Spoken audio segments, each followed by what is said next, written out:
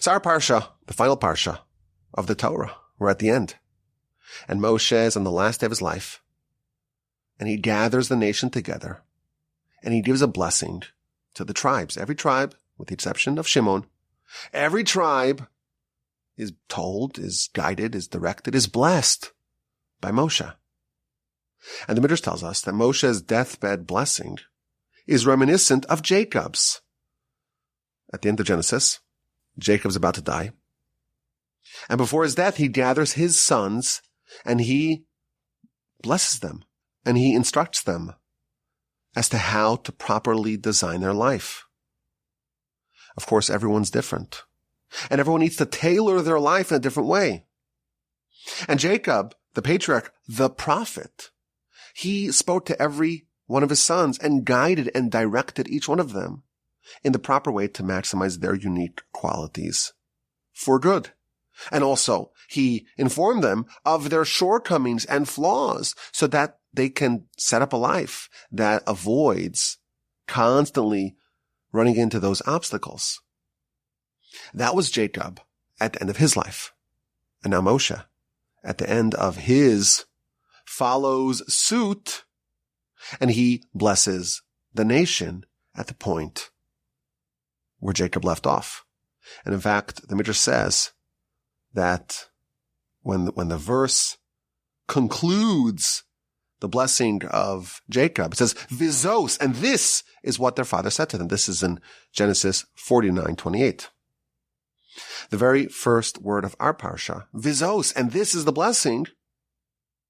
That is an indication, says the Midrash, that Moshe is picking up exactly where Jacob left off. Jacob tells his sons, Vezos, this is the blessing. But you should know, in the future, there will be another man like me. That's Moshe. And where I stop with the word Vezos, he will commence with the same word, Vezos Habracha. Now, Moshe doesn't just continue the blessing of Jacob. He actually works off the content, the theme of Jacob's blessing to each one of his sons. Moshe expands upon that theme for the respective tribes that have now been spawned from said sons. If you look at Rashi in verse 13, Rashi tells us that in all the tribes, the blessing of Moshe is similar, is on the same theme, is on the same point as the blessing of Jacob. Jacob was speaking to his sons. And now Moshe is extending the blessing that Jacob assigned to the individual progenitors of these tribes. Now Moshe is expanding that same blessing or that same theme to the tens of thousands of members of said tribes. And again, each tribe is different, just as every person is different. And just as every person has their own unique life mission, every tribe has their more generalized tribal mission. The commentaries tell us that in heaven there are 12 gates, one for every tribe. Every tribe has to enter heaven in a different way, in a different path. Of course, we know that every tribe was accorded a parcel of land in Canaan, and that was done prophetically. It's not just about real estate. It's not just about having some land to live. It's about tailoring the tribal mission to the land that is best suited for said tribe to actualize said mission. So this is what Moshe is doing over here. He's revealing to each tribe what their strengths are, what their weaknesses are, and what is their unique way of advancing the general cause of the nation. Just like Jacob, he wasn't just giving random blessings to his sons. Moshe is not giving random blessings to the tribes. He's giving very targeted blessings. Every tribe, you have to know what your particular tribe needs to do, what you need to contribute, what you need to excel at, what you need to focus on. After all, you're on the doorstep of entering the land. What do you need to emphasize? What does your tribe need to do? What is your tribal mission? Jacob revealed the qualities and some of the flaws, but he revealed what made every one of his sons special. In the words of the Kabbalists, he revealed to each one of them the roots of their soul and guided them how to channel that towards the service of God. And that was for the individuals. And now the sons of Jacob have burgeoned into a great nation. And Moshe is following Jacob's lead, and he's guiding each tribe. Ramban calls the tribes a mini nation, each mini nation amidst the greater nation of Israel. He's telling them, he is instructing them and guiding them how they ought to deploy their tribal qualities in service of God and in fulfillment of their tribal mission. And today I want to focus on the blessing accorded to the tribe of Levi in particular. At the end of Moshe's life, he gives a blessing. Starts with Reuven, goes to Judah, and he heaps praise on Levi. Moshe lavishly praises the tribe of Levi. And he notes this is the tribe that the Kohanic family comes from, the ones who wear the Urim and the Tum, the special element of the breastplate of the Kohen Gadol. And that was given to this family not by chance. They are the devout ones. They were tested repeatedly, and they withstood the test. And then Moshe focuses on the role of the Levites in quashing the rebellion at the sin of the golden calf. You recall what happened during the golden calf. Moshe is up in heaven to get the tablets from the Almighty. At that time, the nation commits this horrific crime of the golden calf. And Moshe descends with the tablets, and he finds Joshua at the foot of the mountain, and they have a bit of a discussion about the noises emanating from the camp. And together they go to the camp, and they find the nation reveling, celebrating with the golden calf. And Moshe shatters the tablets, and he grinds the golden calf into dust, and he puts the dust in the water, and he makes the nation drink from the water as if they were a sota. And then Moshe issues a clarion call. Mi laHashem Eli, who is loyal to God, come and join me. And the entire tribe of Levi joined him. And he tells them, gird your swords and traverse the camp and kill and summarily execute anyone who participated in this sin. Whether or not they are family members, your brothers, your relatives. And the Levites listened. They killed the perpetrators, even if they were family members. That is what we're told in Exodus chapter 32. This is verses 26 through 29. And now Moshe is praising them for that. This is chapter 33 of Devarim, verse 9. The Levites who said to their father and to their mother, I don't see you. And to their brother, I don't know you. I don't recognize you. And to their sons, I don't know you. For you guarded the word of God, and you protected his covenant. Rashi explains that when the nation participated in the sin of the golden calf, no Levites actually committed that sin. But some Levite relatives did. So, suppose you have a Levite whose mother is a non-Levite, and his maternal grandfather participated in that sin. The Levite who joined Moshe's call, who was loyal to God, come join me, he was even willing to kill his grandfather. And what about his brother, his half-brother? His mother is a non-Levite, and he has a half-brother who is a non-Levite. Again, it can't be any Levites because the Levites did not participate at all in this sin. Would you kill your half-brother? Moshe says, the verse tells us, that the Levites said to the brothers, I don't recognize you. If you're guilty, I don't care about you. Or maybe I do care about you, but I'm going to execute you nonetheless. And your son, suppose your daughter married a non-Levite, and thus you have a grandson who is a non-Levite. And if they did the sin of the golden calf, you will tell your son, i.e. your grandson, I don't know you. This tribe, they guarded the word of the Almighty. God said not to have any foreign gods. And this tribe, they upheld the will of God. And they protected the covenant in the wilderness when it was considered to be dangerous to circumcise their sons. The Levites did it nonetheless. And therefore, continues Moshe, verse 10, they will have roles of judgment, of Torah leadership. They will be the priests. They'll do the sacrifices, the incense offerings. These special designations are going to be given to the tribe of Levi. Torah leadership, the right to judge the nation, and priesthood. Why? Because of their bravery and heroism and gallantry. In the aftermath of the golden calf, Moshe issued a call. Who is loyal to God? Come join me. And the Levites took up arms even against their own family. And when there were risks of doing circumcision in the wilderness, they didn't care. They risked their own children for the loyalty to God, and that's why they were chosen. Concludes Moshe's message to the Levites, you are brave, you are heroic, you are the army of God, and God will bless his army. That is the blessing accorded to the tribe of Levi. And we have some questions. 3 questions, to be precise. The first question is a general question. Jacob did a grand service for his sons.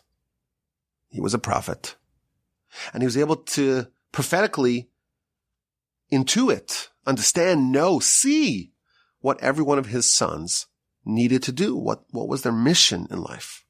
What were their strengths and weaknesses, and how they must design their lives to maximize and optimize it for the service of God. And he was able to guide them and direct each one of them on a path that is fitting for them. And Moshe continued where Jacob left off. He expanded the blessing of Jacob. Jacob gave it to his sons. And now Moshe expanded it to the respective tribes that these sons spawned. But what about us? We also have a mission. Otherwise, what are we doing here? We also have a path that we must take. But we don't have a Jacob or a Moshe to guide us.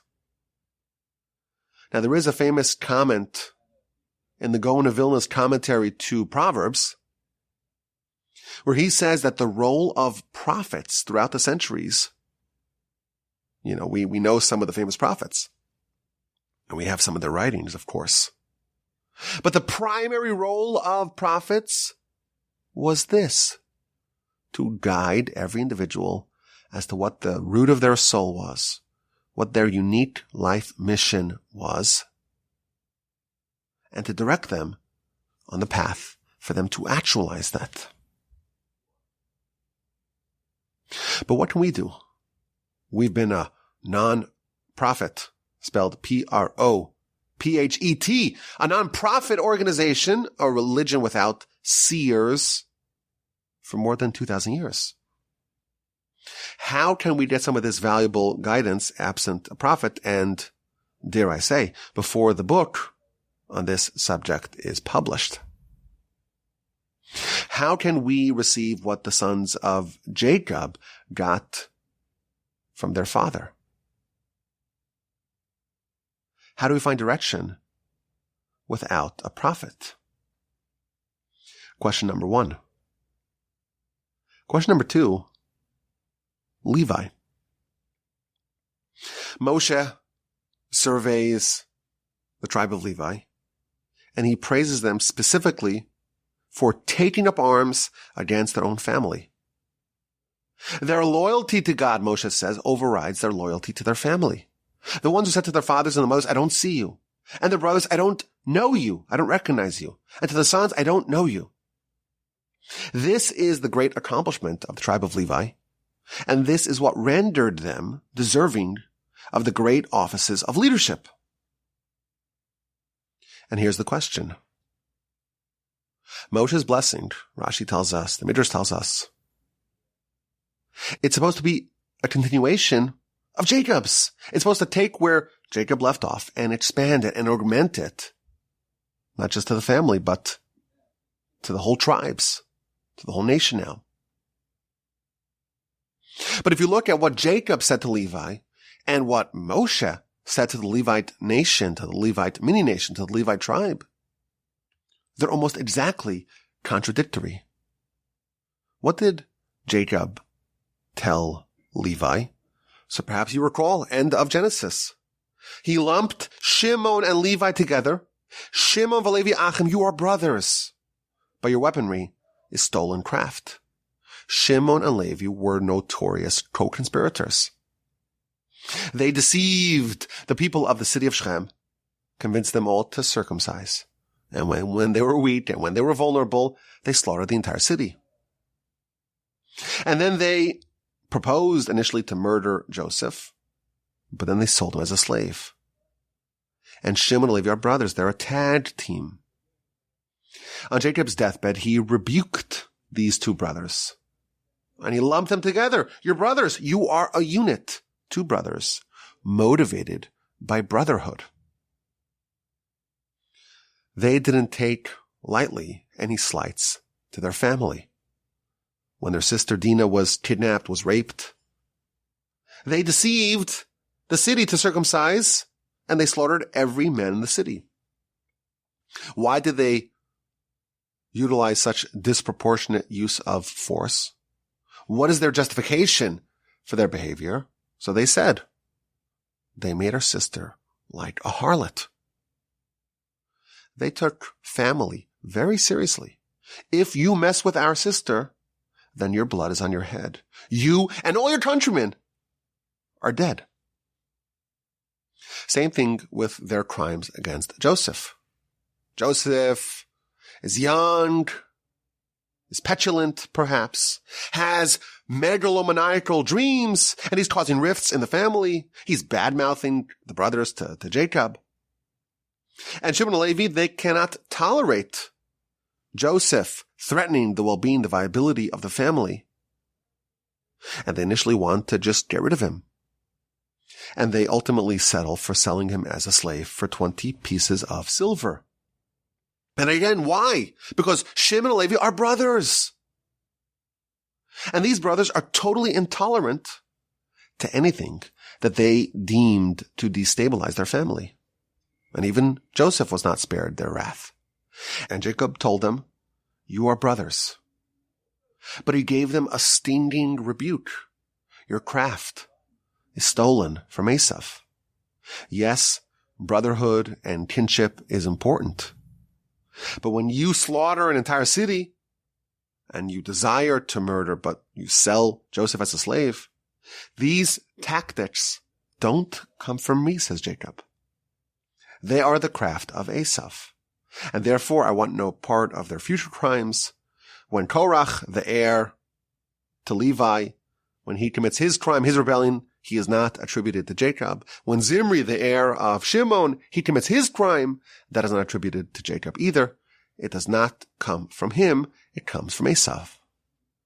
That was the content of Jacob's blessing. It's called a blessing to Levi at the end of Genesis.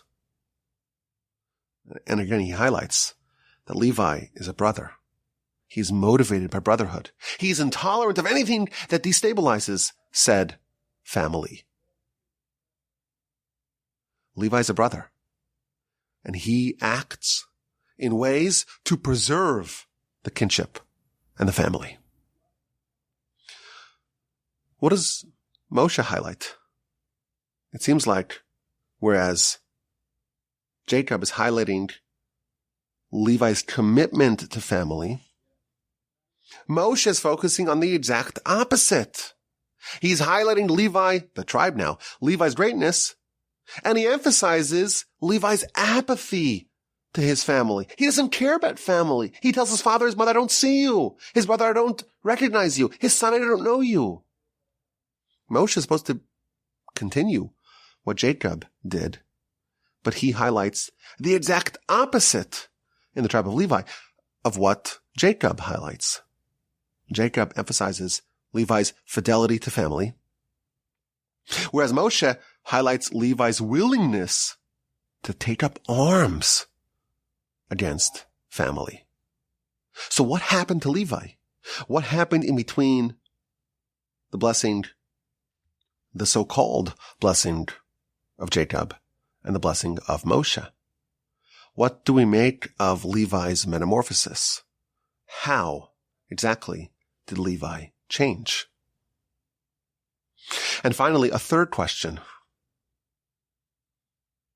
There is an iconic comment in the works of Rambam at the end of his laws of Shemitah and Yovel.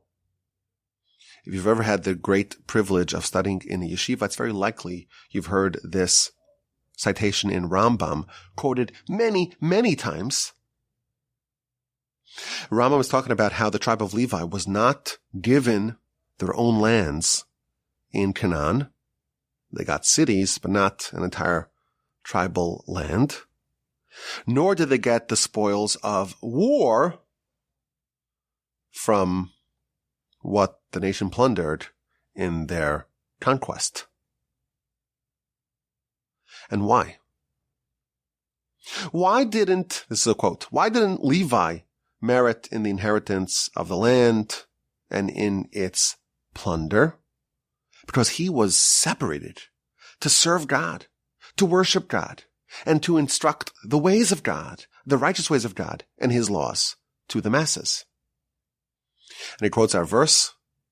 This is in Devarim 33:10, where Moshe tells the Levites, you will instruct the commandments of God to Jacob and his Torah to Israel. And therefore, Levi is separated from the ways of the world. They don't go to war like the rest of the nation, and they don't merit the benefits of war. They don't inherit the land in war. Instead, they are servants of God. They're part of the army of God. And God says, you're taking care of my agenda, I will take care of yours. God is their portion, and God will give them an inheritance. So this seems to fit very much with what Moshe is telling the tribe of Levi. But that's not why this Rambam is so famous. He continues, and he says that whatever we just said about the tribe of Levi, it's not exclusively the domain of the Levites. V'lo sheva Levi b'vad. It's not just the tribe of Levi that has this special designation. Rather, every single person, any person in the entire world who has an ascendant spirit and undertakes a mission based upon their own insight to separate themselves, to designate themselves, to stand before God, to serve him and to worship him, to know God and to go in God's ways. And someone who removes the shackles of the yoke of the world. And they say, I want to be like a Levite. Behold, this person becomes sanctified with the Holy of Holies. And God is his portion, and God is his inheritance forever and ever. This is the problematic comment in Rambam. Yes, it's true. The tribe of Levi does not have ancestral lands in the land of Canaan. And yes, it's true, they don't go to war, and they don't merit to partake in the booty that is plundered during war. And why? The verse says, because of their heroism, because they answered Moshe's call in the aftermath of the golden calf. And they took up arms against their own family, and they guarded the covenant of God. Well, only the Levites did that. How can Rambam say that the status of a Levi, that our verse tells us they earned it? Why do they merit to instruct the nation? Why are they different? Because of the events in the aftermath of the golden calf and the fact that they circumcised their sons. notwithstanding the entailed danger. If so, how can Rambam say that every person in the world, he doesn't even say every Jewish person, every person in the world can achieve the status of a Levi? Rambam seems to violate our Parsha. Here we're given a specific set of reasons why the Levites tower above all the other tribes. Their heroism, the circumcision when everyone else was scared to do it, the heroism in the aftermath of the golden calf. Moshe made the call, everyone came, all the Levites joined him, and they didn't care about their family. And because of that, the verse says, they became worthy of teaching the nation, of being God's cherished close ones above all others. How does Rambam write that this designation is available to all? So I want to suggest an approach, one that will answer all three questions. Question number one, how do we find life guidance absent a prophet and until the book is published? Number two, how do we explain Levi's about face when it comes to family from the blessing of Jacob to the blessing of Moshe? And number three, how do we understand Rambam's puzzling statement that the status of Levi is available to all? I think there's a very deep point over here. We talk a lot about the notion of individuality. Everyone's different. Everyone has different qualities and different shortcomings, of course. And everyone's found a way to discover their life mission, to tailor their life in a way that is unique to them, to use your unique qualities, your unique characteristics in service of God. That's what Jacob offered his sons. And that's what Moshe did for the tribes in our Parsha. And the Gaon of Vilna tells us that that's what prophets did for the nation over the course of centuries. But Levi's different. Levi's different. Jacob tells Levi, you have an attribute of brotherhood. You are a brother. And you're not going to stand idly when this brotherhood and kinship is being threatened. Comes Lord Moshe, and he highlights completely contradictory behavior. He praises the Levites that they killed their own family members. Wait a minute. I thought Levites have a preternatural affinity for family. That's what Jacob told us. And here they are seemingly repudiating that quality. What changed? What happened to the Levites in between? What happened is the Levites answered the call. Moshe said, who is loyal to God? Come to me. And the Levites were summoned, and they joined, and they answered the call. And Moshe said, go kill your family members. Go execute those who are guilty of this horrendous crime that threatens the viability of the nation.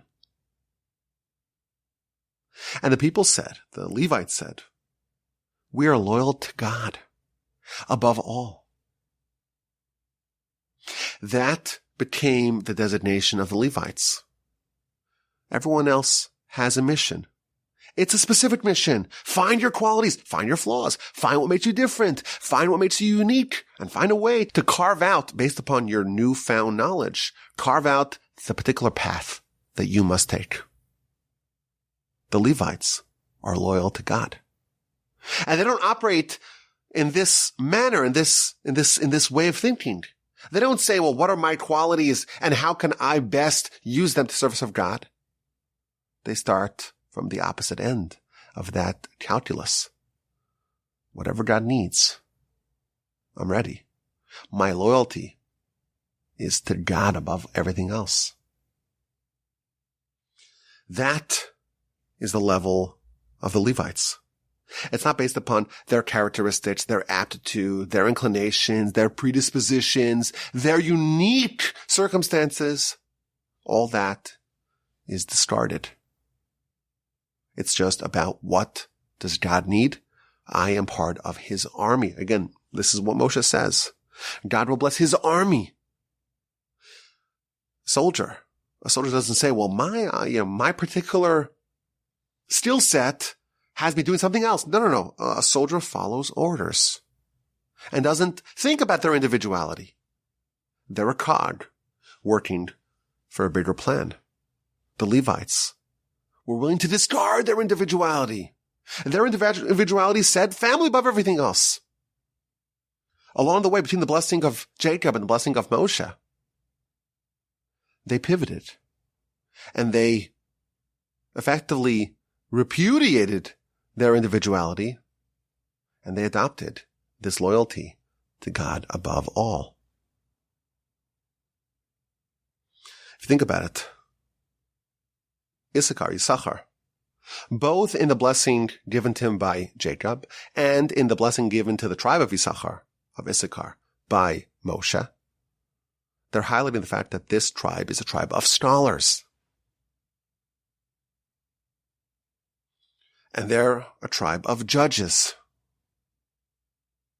So both Levi is told that he's going to be a judge, and Issachar is going to be a judge.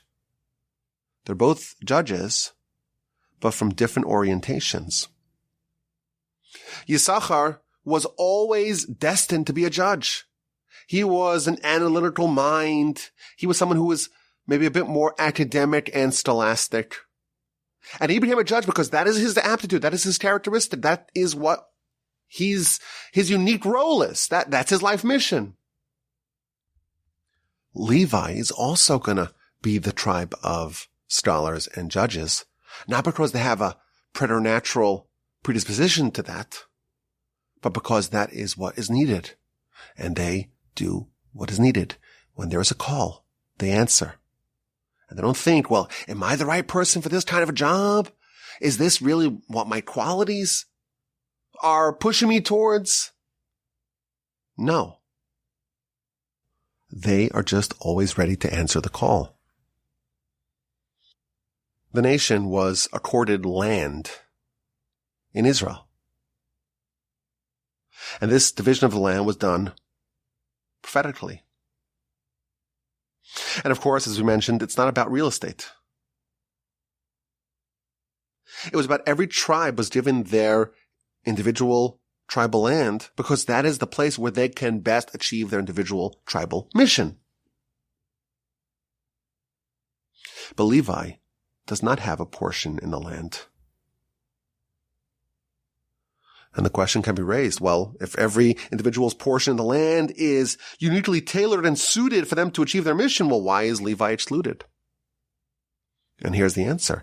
Levi did not have land, a portion to their tribe, because they never had a specific mission. And their mission is always not, what's my aptitude, what's my skill, what's my unique characteristic, what are the attributes that I've been endowed with? It's all about need. Is there a need? Whenever there's a need, whatever the mission of God may be at a given moment, they are always ready to contribute. Whenever there's a call, they answer. When the nation needed conscripts for the war against Midian, this is in Bamidbar chapter 31, Rashi tells us there were 12,000 conscripts from 12 tribes. And then there was another 1,000 Levites. But the 12,000 armed men, they had to be given over. They had to be conscripted. The Levites were always ready to go. The Levites don't have a specific mission. They have a universal mission. And their mission is loyalty to God. Who is loyal to God? Come join me. Whatever's needed, even if it violates my unique orientation, my unique predisposition, the Levites are always ready. Whenever there's a job to get done, the Levites answer the call. They don't have a specific land because they have no specific mission. And the Rambam tells us that this mission is still available to us. We don't need a prophet for this. We don't need Moshe. We don't need Jacob or any other prophet throughout our history. Every single person in the world can still join the Levite army. And yes, they displayed this with the behavior that they had in the aftermath of the golden calf. But that's not just a specific mission. That is a demonstration of the quality of Levi. I am loyal to God. I'm willing to do whatever it takes, whether or not it fits into my particular character profile. Today, we don't have the ancestral lands in Israel. We don't even know what tribe we're part of. And we certainly don't have any prophets. And we don't know what our individual mission is. Maybe there are other ways to figure it out. We'll have to wait and see on that. But what we know for sure is that all of us can still always have the Levite mission. And that mission states, whatever God needs, whenever there's a call, who is loyal to God? The Levites answer. And anyone who does answer in the affirmative, in the words of the Rambam, they are holy of holies. We like to end off the Parsha Podcast, at least this cycle, with a question. And this is the final question, with the help of the Almighty, of this Parsha Podcast cycle. And we're going to focus on the final verse of the Torah. After Moshe passes, after he is buried, the Torah eulogizes Moshe. And it says, to Moshe's strong hand, and to the great power and miracles that he did and performed before the eyes of all of Israel. What does this mean? What's the strong hand and great power and feats that Moshe performed before the eyes of all of Israel? So Rashi tells us the strong hand, that refers to Moshe receiving the tablets. And this is an inference to the Midrash that tells us that at the time of the transfer of the tablets from God to Moshe, when the tablets were still partially in God's hands and partially in Moshe's, precisely at that point, the nation did the sin of the golden calf. And as a result, God wanted to withdraw the tablets. And a tug of war ensued. Moshe was pulling the tablets, and God was pulling them to God, so to speak. And Moshe displayed a strong hand. He overpowered God, so to speak, and he yanked the Torah away, the tablets away from God. That is what it means that Moshe had a strong hand. And what are these great feats that Moshe did before the eyes of all of Israel? That too refers to Moshe's behavior with this tablets, with these tablets. The verse tells us that Moshe shattered the tablets before the eyes of all of Israel. And that is what the Torah is praising him at the very end of the Torah, that Moshe took those tablets, that he, so to speak, overpowered God and withdrew them from God. He takes it and he shatters it. The final words of the Torah, the final praise of Moshe, the capstone of Moshe's greatness is that he shattered the tablets. This is the pinnacle, that Moshe shattered the tablets. This is the greatest accomplishment of Moshe's life. And obviously this whole subject is difficult for us to understand.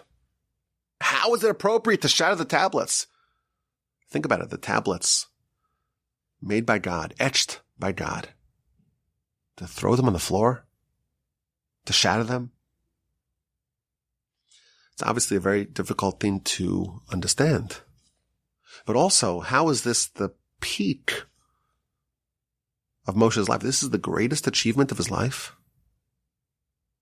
And finally, why are you seizing them from God, overriding, so to speak, the will of God, only to shatter them? There's something very deep and very beautiful going on over here. After the nation commits the sin of the golden calf, God wanted to withdraw the tablets. Why? This nation has rendered itself undeserving, unworthy of the tablets. And Moshe begins pulling in the opposite direction. Does he disagree? Does Moshe think that the nation is deserving? It can't be. After all, he takes the tablets and he shatters them.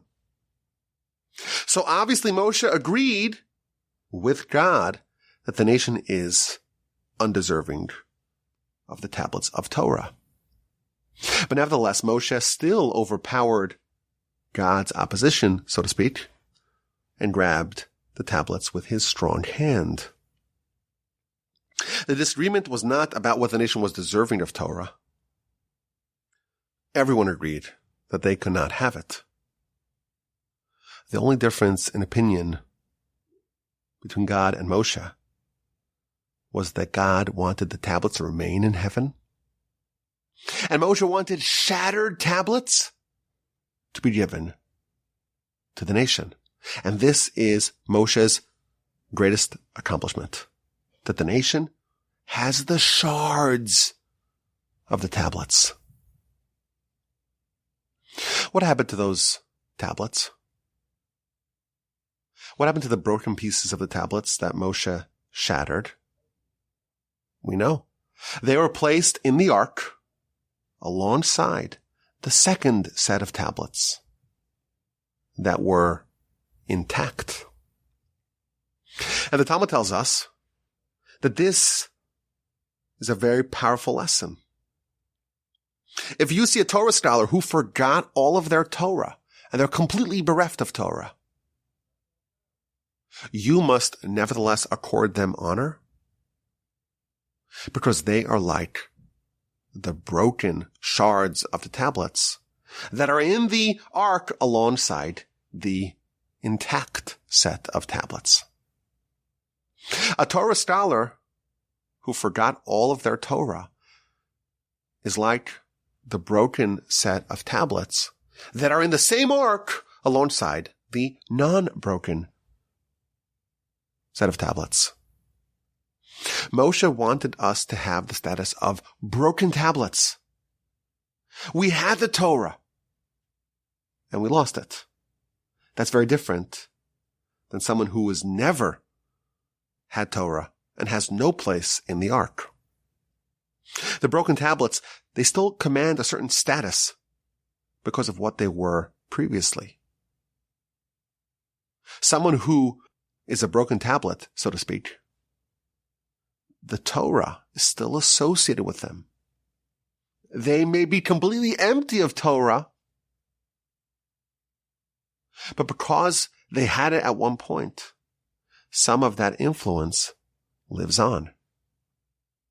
Moshe's greatest accomplishment was the shattering of the tablets. Moshe achieved that even after the most grievous sin, the golden calf, even after we were rendered undeserving of Torah, we still maintain some association with it. The imprint of Sinai is still forever indelibly found upon the heart of every Jew. No matter how far someone may be from Torah, no matter how shattered their tablets are, no matter how undeserving a person is of Torah, even the worst sins, the most distance, cannot eradicate the fact that the Torah is forever embedded in their hearts, whether they know it or not. I think this is a beautiful way to end off year 7 of the Parsha Podcast. We get to study the Almighty's Torah. The time that we're going to read this Parsha, Vezos Haberacha, we're going to finish this cycle of Torah. That is on Simchas Torah, the day that we dance with the Torah. Our nation is the only nation that dances with our books. We have this emotional bond, this emotional affinity with the Torah that doesn't die out. The flame of this relationship has not dampened in 3,300 years. It's an unbelievable thing. We're still dancing with it. There's no erosion to this relationship. Why? Because no matter where we may be, no matter how shattered we may be, so to speak, we still find some place alongside the tablets, the intact tablets of God. We have a great privilege to be able to study Torah together each week. How fortunate are we? But even our brethren who are very distant, and they're not studying Torah, and they're not engaging with their soul, and they're not engaging with their rich and glorious heritage, and they don't know the beauty of the Almighty's Torah and this wonderful mission that began with Abraham and endures until this day. They're not that far. They're not that distant. They still are considered, thanks to the intercession of Moshe, there's still a little bit of the impact, of the influence of Sinai within them. They may be shattered. Their tablets may be beyond recognition, but they're still there in their heart. And that flame that may be completely imperceptible, it is not beyond conception that it can be fanned to life. This was an absolute joy to study this Parsha and all 54 Parsha sections of the Torah with y'all on the Parsha Podcast. On year 7, here from the Torch Center in Houston, Texas, my name is Yaakov Wolbe. I'm the proud host of the Parsha Podcast. My email address is rabbiwolbe@gmail.com. I want to hear from you. Reach out. Send me an email. I'm excited for next year. For next week. For year 8, please God, of the Parsha Podcast. Until then, have an amazing rest of your day, rest of your Sukkot festival. Have a joyous, exuberant Simchas Torah. And please God, we will gather together again for year 8 of the Parsha Podcast next week.